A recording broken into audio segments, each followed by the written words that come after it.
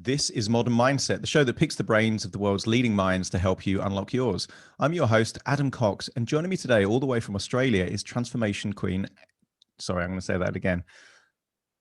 This is Modern Mindset, the show that picks the brains of the world's leading minds to help you unlock yours. I'm your host, Adam Cox, and joining me today we have transformation queen Annie Gibbons. Welcome to the show. Thank you. It's a delight to be here, Adam. Fantastic to have you on the show. Now, we're connecting all the way over in Australia. We're here in London right now.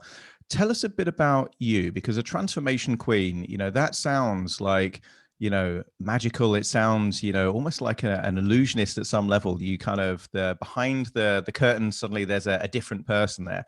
Tell us a bit about how you became this transforming character. Okay, so I've had a very interesting life and business experience, Adam. So it comes after probably 25 years of business growth. I'm a CEO of an eye health charity here in Australia, and I've been a CEO for a good decade now. And I'm known as being a change manager in the corporate space and making massive shifts happen. So taking sort of organizations that have had fairly limited mindsets and growth opportunities to really transforming them. So in that sort of sector, I sort of got known as making magic happen. How does this lady come in and make this magic happen? And a precursor to that, I suppose, Adam, was that I actually got married at 20 and I had two sets of twins. So I had twins when I was 23 and then another set of twins when I was 25, and had my fifth child at 32. And in that navigated 3 degrees. And so I always had this inner desire to be a businesswoman and to make things happen.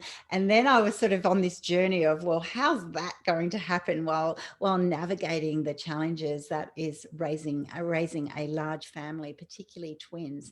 And so as I journeyed through that beautiful time of parenting and raising my children and studying and then being able to become a CEO and then to transform different businesses, I ended up making a program, an online coaching program called Magic Transformation. And I did that because I asked those that I worked with and that I'd coached, well, what do I actually do for you? And they go, you make magic happen. You just transform things. You make it look easier than it is, but it works. And so somehow along there, now I'm a little bit older, in my 50s, I've become the transformation queen. And that's all about, I help people make magic happen and I help them achieve success in their own terms. And that's a very big thing. What does success look like for different people, different companies? It's a very unique space to be working in, and it's not all about the money. No, absolutely. And I think that's the key thing without, any definition of success is very subjective, depending on the individual or the organization that you're working with. In my experience, having interviewed hundreds of people now on the show, I've seen a certain pattern. And that pattern is that those people that have this drive to create change in other people have in many cases had the challenge of creating a change in their own life first, overcoming some of the issues, some of the trauma, some of the perhaps limiting beliefs that they've had. And by doing that for themselves, that kind of gave them a unique perspective to kind of help other people do that. Obviously, it sounds like you got married relatively young. You started a family relatively young. Did you discover or encounter any particular challenges growing up that you felt the need to kind of overcome those and transform yourself in some way? Yes, definitely. So I probably meet the mold of what drives people passionately. So a couple of things I suppose happened in my childhood. One, I was a victim of sexual assault, and so I can share about that later. But another area of my life was in my teens. I started thinking about a career, and I kept saying, I'd love to do business. I'd love to run things. I'd love to make things. I'd love to create things. I think I'm creative. I think I'd be good at that. And I was in a family that my father was a pharmacist, and he said, no, I want you to be a pharmacist. You should be in the family business. You'd be good at pharmacy. And I kept thinking, I don't think I would. I don't think I'd like it. I'm not the sort of person who would want to be in a shop, right? And then in my year 12 year, my final year at high school, he actually had 3 armed robberies. And so I went, oh my gosh, not only do I not want to do pharmacy, I don't want to die. Like, this is really scary stuff. Like, this was back in the 80s, and they're obviously there just for drug money and so forth. And so I made this, I kept saying, well, can't I do business? And they said, no, you'd be better medically based. And then I had these limiting beliefs. The answers were very limiting. They were, Annie, you don't have a financial head. Annie, you wouldn't be good at business. You don't think in the way that a business person would. You're not creative. And also if you are to be a mum, because you've talked about being a mum, you wouldn't be able to have that and juggle career while being a good mother. And so these kind of thoughts resonated in my head. So I ended up actually going, oh my gosh, I don't want to do pharmacy, so I'll choose something medical. So I chose nursing, which was quite strange really, because it didn't actually solve the problem. But when you're 17 and you make these decisions, anyway, I became a nurse, and it was a long navigating trip from nursing to education, master's in education, and then to business, to where I ended up becoming. But these limiting beliefs really resonated in my head for many, many years. And they really bothered me, going, I can't believe they think this of me. I think I would be good at business. I think I do have this potential. But I was so strong on, but my father said it and it must be true. It just frustrated me rather than driving me. And then as my career developed and I had these opportunities, thankfully I had a curious nature. And every time I had a stepping stone, I went, well, what if I proved them wrong? What if the next step could be possible? And I did that through every single opportunity, to the moment, to even the time when my father passed away, to actually saying to him, who would have thought, Dad, I actually was a businesswoman? And he goes, yes, I'm very surprised. So it's amazing how influential these thoughts are. And that has really driven me to help particularly women to believe in themselves, find and value their innate tendencies. We don't change that much really. The things that I loved when I was a young girl and the gifts and talents that were natural actually have been my superpowers, and every time someone has said that's not a good thing, I talk too much, I try to manage things, I try to lead others all the time. Well, surprise, surprise, that actually is my gifting. And so when you nurture those gifts and talents and superpowers, you can actually do incredible things. And so that's my passion now, to empower women in business and life to actually appreciate what their raw potential is and to help them achieve that. And that's the nature of a limiting belief, or any belief. It feels true while you have it, and sometimes it's only when you don't have it anymore and you look back and it's kind of like, well, I was kind of a prisoner of that belief, because it distorts the perception, the evaluation, and how resourceful you feel. But it does seem like your inner dialogue there was still very optimistic, because a lot of people will use the what if frame to kind of conjure up their fears. What if I'm not meant for business? What if I'm, not meant for this area? Yes. That kind of worrying, anxiety based what if. But it seems like quite intuitively your what if was based around optimism and possibility. Why do you think you had such an optimistic outlook when a lot of your limiting beliefs were kind of steering you in a different direction? Yeah. I was actually really fortunate by default, Adam, because I had two amazing grandmothers. So while I had a fairly uncomfortable relationship with my own mother, I had these fantastic grandmothers who were polar opposites in life. One was born an aristocrat in Russia and ended up with the fall of the Tsar, ended up becoming a refugee, losing all her money and coming to Australia. But because she thought she was royalty, even when she was an immigrant in Australia, she raised me to say, sweetheart, anything is possible. You've just got to think like a princess. You've got to imagine, if it's possible for people with money, then anyone else can aspire for that. So she actually had this incredible influence on me to go, be curious. What is possible?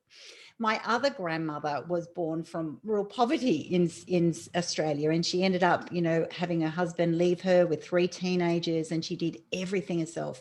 And so she raised the kids. She became a chartered accountant, went to night school, did all the things that weren't a good mother at the time, and became an incredible, capable professional woman. And so I looked at her and went, wow, you've got nothing and you never complain. You're always aspiring to the next level. So I had these two incredible influences on my life. At the same time, I was struggling with, it's a shame I'm not as amazing as my grandmothers. It's a shame I don't have this business aptitude. It's a shame I'm obviously not very smart, even though I thought I was, so I wrestled with it. And I totally agree with you, Adam, because most people I'll coach will actually have that limiting belief become such an anchor, and it becomes the noose that really needs to be cut, right? But for me, I was very fortunate, though, although I struggled with it a lot in my early 20s, I actually went and said, no way, I'm actually going to prove them wrong. I'm going to be the one who says, I want to be like my grandmothers. I want to surprise everybody.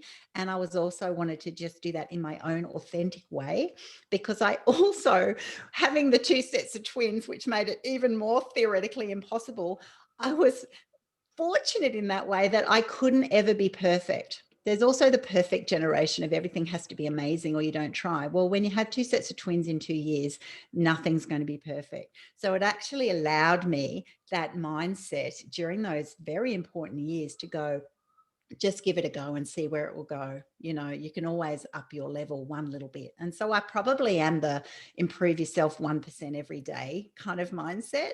And it's really worked out for me because it's been a constant, and I've loved it. I love being curious. And even now I just think, gosh, anything is possible in anyone's life. Just give it a go. Why That's it. not?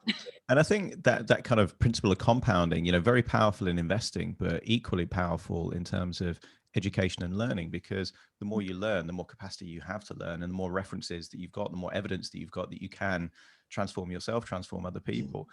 Did you feel either a pressure or a desire to, at the point where you had maybe your second set of twins and you thought, well, I'm now an influencer here, these young minds are going to be influenced by what they learn from me. Did you feel a need to resolve those limiting beliefs within yourself, even more so as a parent, through fear that perhaps you would create those limiting beliefs in your family? So much so.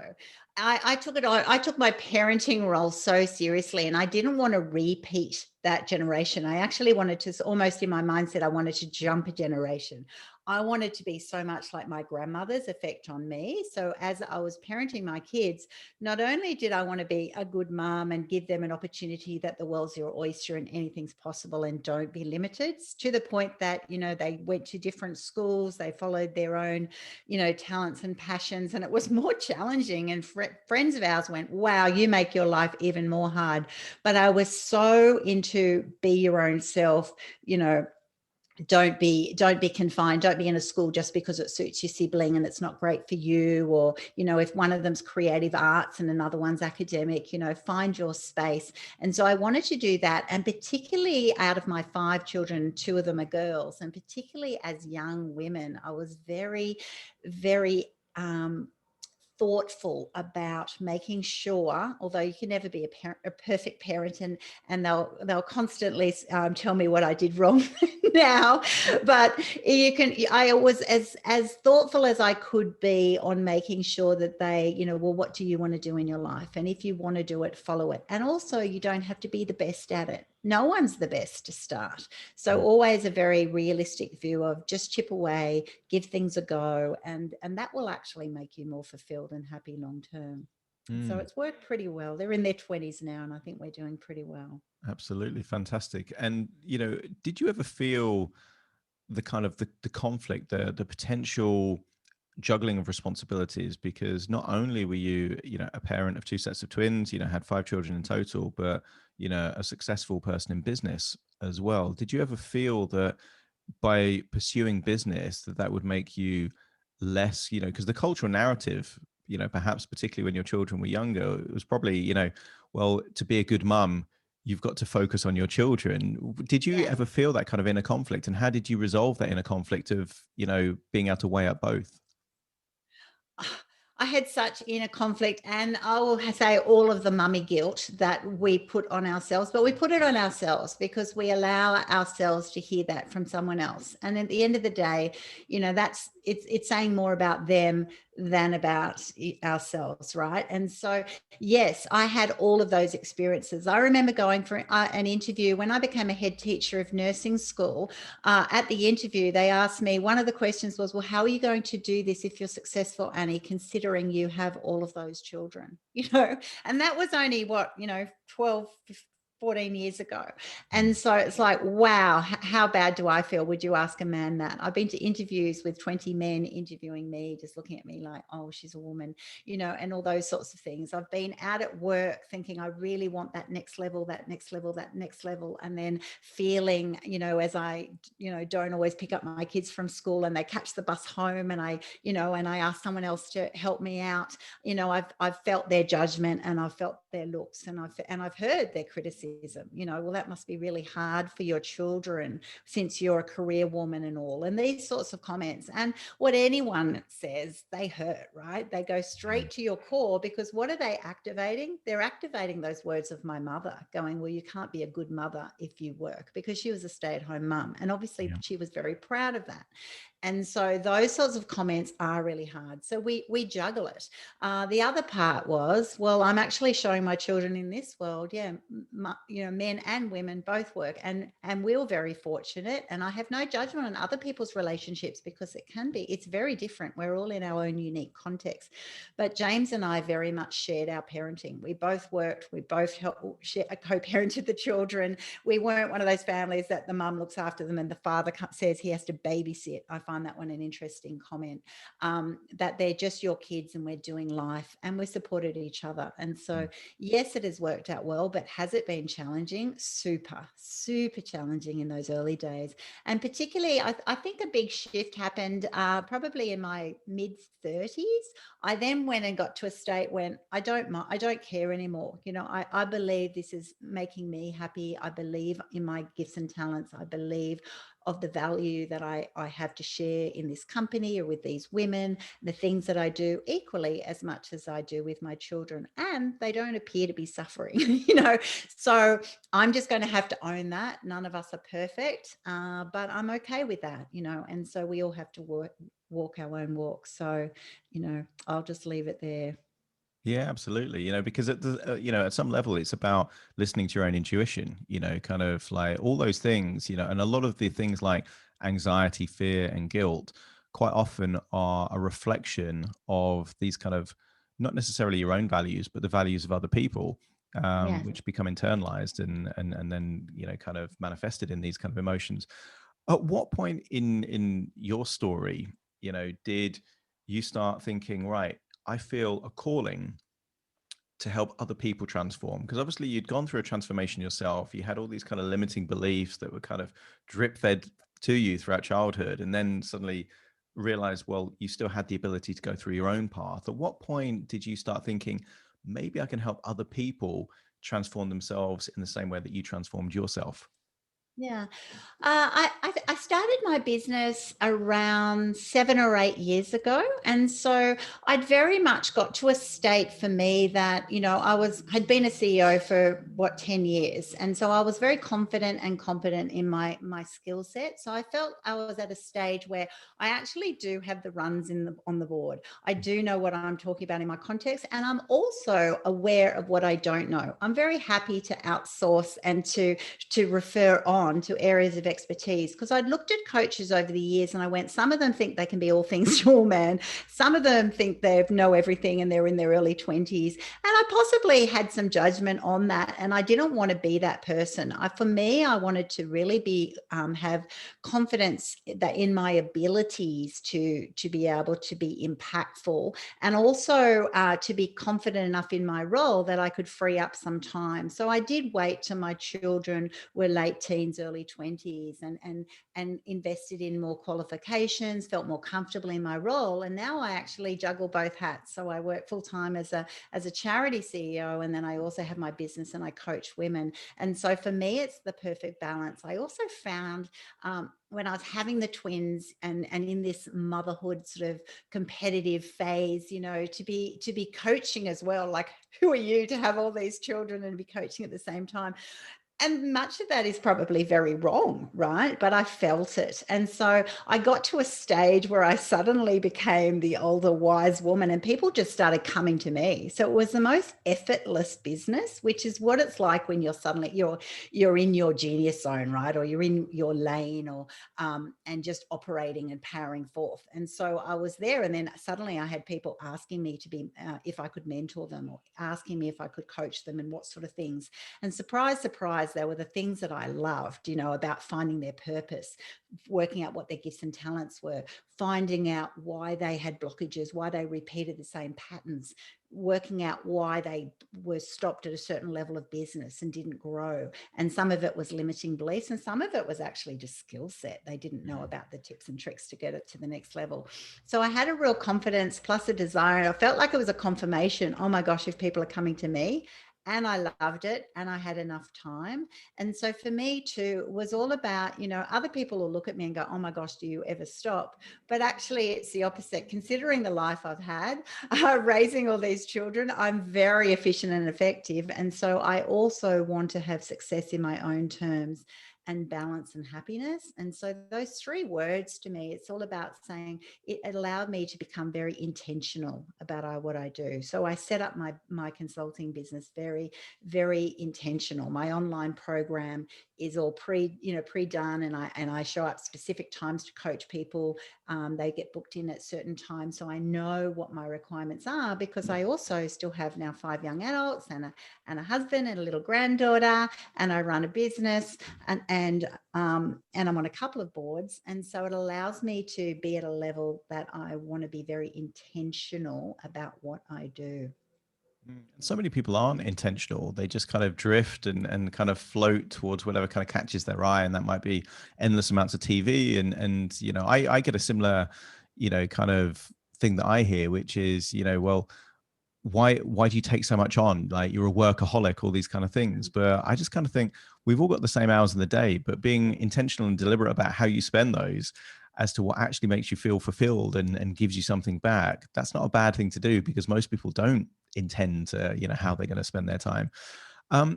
We talked just before the show about transformation being perceived to be magical in some way. And it's not just that it's perceived to be magical, it feels like it's magical when you're the person helping someone transform. What is the number one thing that you think about when you kind of look back on all the people that you've helped to transform in some way? Are there any certain trends or themes that you think, if there was just one or two things that you had to change that would create the biggest transformation, almost like the essence of a magic trick, the before and the after, what would you say those kind of things are that have the biggest ability to transform someone? Definitely mindset. It's belief. You will only ever achieve what you believe, right? And so those who've come to me for who are wanting to grow or to become successful or to not be in the space that they're at, the ones who found it hardest were the ones who were stuck in. They actually wanted it, but they didn't believe it was possible. So it'd be a bit like me when, if I believed those negative words, that mindset that I was given, and I allowed it to be my anchor. And so I find that as soon as people start believing about what they could achieve, what is actually possible, which is another reason why I actually started my podcast called Memoirs of Successful Women, because it allows people to hear so many different stories from women globally and go, oh my gosh, we're all so different. So that kind of shift of belief, which is a mindset thing. Now, it sounds really easy well, sure, just believe it. But the belief system in people is very complex. And that's where you'll unsurface all of those limiting beliefs, things that they say to them, the reasons they procrastinate, the reason they avoid, the reason they repeat certain behaviors, the reason they get so frustrated or have anger issues or whatever. It's a chain of events because they don't actually believe it's possible. So I think the biggest shifts that I've had relate to belief. And then when you have belief, the ones who kick into confidence. Confidence is the most amazing thing, right? You know, when you're actually just walking on the air, like I said to you before this meeting, I actually said, you know what, I actually think anything's possible. I really do. I just sail through and people go, wow, you're just so positive. And I'm like, I know, because I don't think anything's not possible. You know, it would be challenging. I don't think it would be unlikely that I would become an astrophysicist or something, but pretty much if something was on my heart and it was there for a reason, I would believe it's possible. And then if I had the skill set, if I just learned the knowledge and skills and attributes that were required, I would then have the confidence to embrace it and to lean in. And so with that confidence comes leaps and bounds. Those people that I've coached who are then equipped with a strong belief system, with the right mindset and then allowing themselves to lean in with great confidence, skyrocket. Like, it's quite amazing. And that's where we tap into the magic. Sometimes I look back and even it's almost like every woman who does my 12-month magic transformation program, I almost take them back and say, look at the video of you on the first week. It is so incredible. It is like a magic moment of wow. And the language they were using, I don't know if it's going to work. I've tried so many things before. I'm quite hesitant. I'll see how it goes. All this type of language. And then by the end of it, you know, even seeing them sitting on their chair on the live feed going, oh my gosh, it's just so amazing. And I've like tripled what I expected. And, you know, things are now coming my way, which is what I was saying about being in your zone. You know, those sorts of things are all possible. And they happen every single day because people embrace that formula. So it is quite magical, you know, but it's not smoke and mirrors either. When people think it's easy, you know, those quick fix people, those overnight successes, you know, it generally takes a long time to be an overnight success. You know, we've got very systematic, we've got intentional actions, we've got systems and processes and a lot of self-discipline. And we invest in ourselves. So even coaching, I go, you're not investing in coaching, you're investing in yourself by getting coached to do amazing things, right?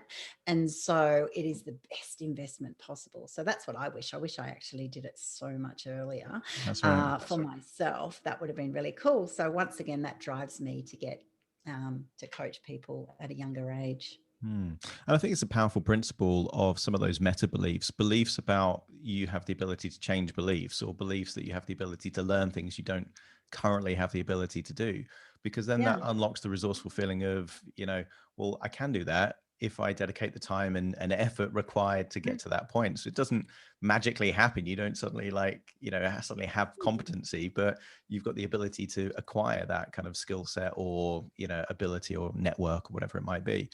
What was the motive for you to take all of this kind of wisdom, experience, challenges, the things that you kind of uncovered, and turn that into a book? Because your book, Becoming Annie, sounds like, you know, from what we spoke about before the show, a very cathartic experience. But did you feel, everyone says there's a book in them, did you feel like there was a book locked in you and you had to get it out? Or did you feel like, you know, I've got a lot to share and other people could learn from that? Yeah. It was for a few reasons, Adam. So I reached a stage that I was in constant conflict with my mother, and so I'd been to a psychologist about 20 years ago, who after 10 sessions said, you need to detach from your mother. She's a very unhealthy influence on you, and it's never going to work out very well.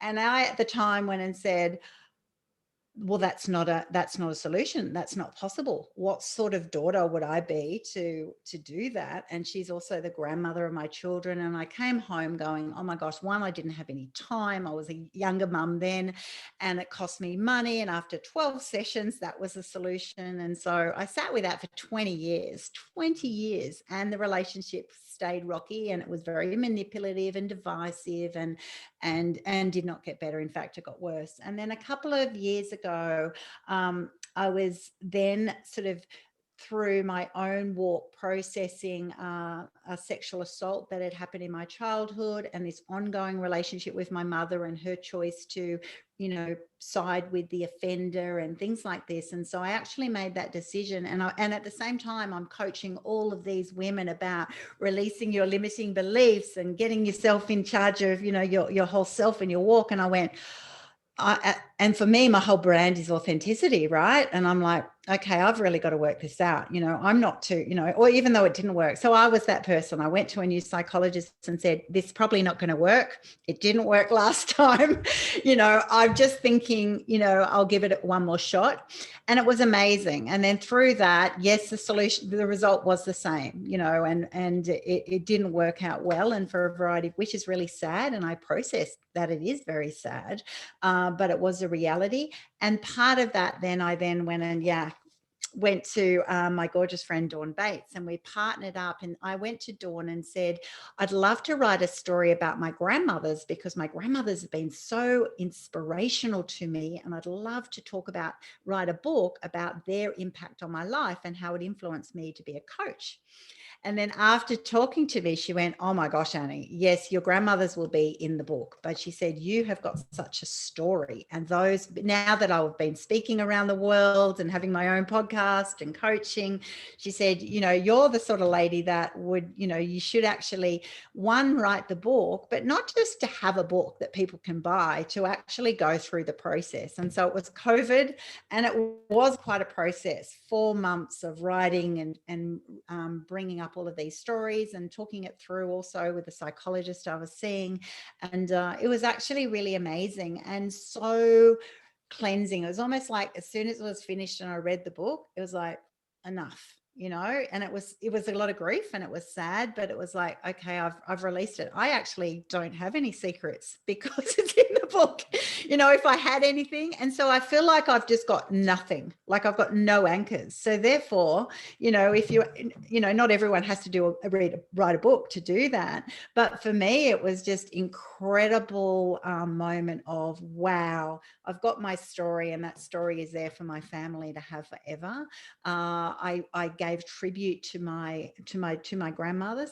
I also gave tribute to another mentor, which is actually the earth. Like over the last 10 years, I've really gone into trekking, and I've become quite, fit and healthy. And I've trekked like Everest Base Camp and the high passes. And I've learned so much about nature and physical health and investing in myself and my body and what I eat. And so actually having my journey of becoming the woman that I am, and the influence on me and from people, the influence of nature on me, my love for coaching women, and then now the reason that I love coaching others, I felt like it all came together in the book. So it was super cool. It sounds amazing. And you can really get a sense of the positivity and optimism and just kind of possibility that kind of comes from you. It's a very, very powerful energy.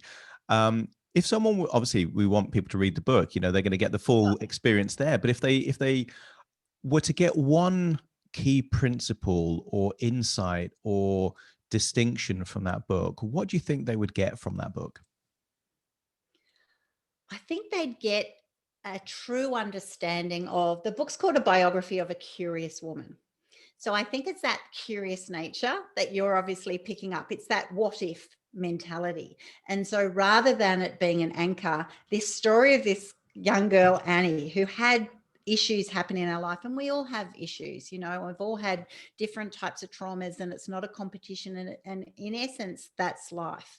And so it explores the impact of trauma, it explores the impact of negative beliefs on your mindset, but I think it's a real positive story. So it is very authentic in that way, but it's a positive story of, wow, there's this quirky girl called Annie who has this curious nature, and she's the one who has twins and goes, wow, that's now made it harder for me to be a future businesswoman. Oh well. And then 2 years later, 26 months apart, I have another set of twins, and I remember crying with my husband going, Oh, it's getting very difficult for me to imagine my dream coming true when he's going, babe, you just, you're a great mom. You just do what you do and then just always keep your dream, right?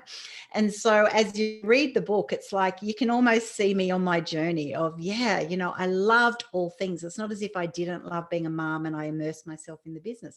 I actually love being a mom. I love doing fitness. I love getting into business. I super loved going back to university and learning, and surprise, surprise, did 3 different degrees. And now I'm a learning sponge.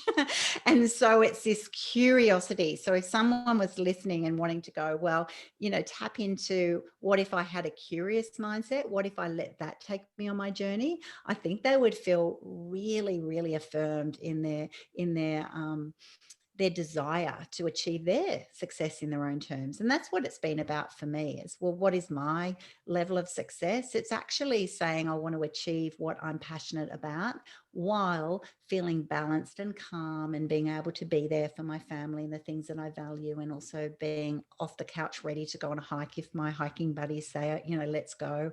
And so it's getting a framework of life ready. That's to success to me. And at the same time, I can put all of my years of business and life and learning and Annie energy into empowering other women. It's just like a dream, right? Mm-hmm. So so that's what it's like reading the book. It's about tapping into a cheeky young woman who didn't have it all easy and on a platter, but actually,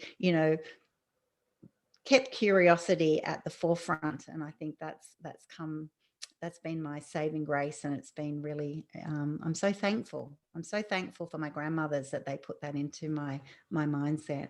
And I saw it in them and I liked it. Absolutely. It sounds like they were a huge inspiration for you. And I think curiosity is such an important thing, because the catch-22 for a lot of people is that they don't feel inspired to pursue things because they don't know what their passion is. But they don't know what their passion is because they don't try different things to kind of see what they connect with and find it. And curiosity is obviously, one solution to that. Try lots of different things, consider lots of different possibilities. And then you hone in through experience and intuition what it is that you're destined to do or have a calling for. And I think curiosity is certainly going full circle. It's a magical resource. If someone's listening right now, first of all, how can they work with you? It sounds like you coach women all around the world. How would they connect with you from that perspective? So they go to my website. So Annie Gibbons, ANNIEGIBBINS.com. And there they'll see my magic transformation program that I use as a framework. So then I do one-to-one coaching. I do 6-month and 12-month programs. And then I do a full 12-month coaching program called Magic Transformation. And I've also got free masterclasses that they can do as a little taster, 5-day masterclasses, just to get to know me, to start that relationship off, and then progress into the Magic Transformation program, which is all customizable. So all of my program is editable PDFs that make it your own. It's core content that can be adapted for you in your circumstance, because I appreciate how different everybody is. Totally fantastic. And tell us about the book again and where people can buy the book, find the book. Yeah. So pretty much on my website, anniegibbons.com, or you can just go to Google Becoming Annie, the biography of a curious woman, or definitely go to Amazon. So it's soon to come out on audiobook, but it's out on ebook and also in hard copy. And so, yeah, it should be coming your way very soon. Amazing. Annie, it's been a real pleasure to interview you on the show today. Thank you so much for joining me. Thank you. It's been an absolute delight. Thanks, Adam. And to you at home, thanks for joining me on Modern Mindset. See you again soon for more.